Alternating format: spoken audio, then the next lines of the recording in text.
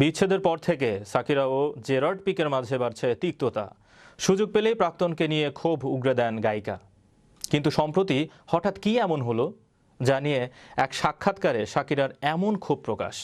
বিস্তারিত থাকছে ডেস্ক রিপোর্টে।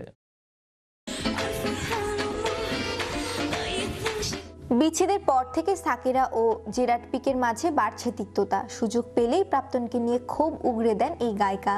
সম্প্রতি এক সাক্ষাৎকারে ভালোবাসার জন্য ত্যাগ, তিতিক্ষা, বিচ্ছেদ ও সিঙ্গেল মাদার হিসেবে নিজের অভিজ্ঞতার কথা জানিয়েছেন তিনি।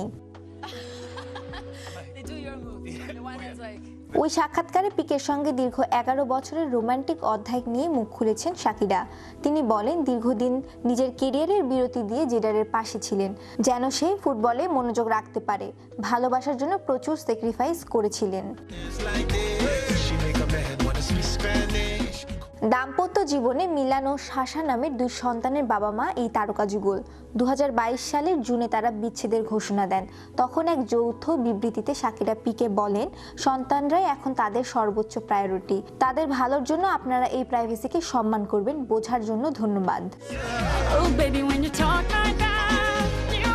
সিঙ্গেল মাদার হিসেবে সাকিরার অভিজ্ঞতা কেমন ছিল জানতে চাইলে তিনি বলেন, একদিক থেকে স্বামী না থাকাই ভালো, কারণ আমার মনে হয়েছে এটা আমাকে টেনে নিচে নামিয়েছে।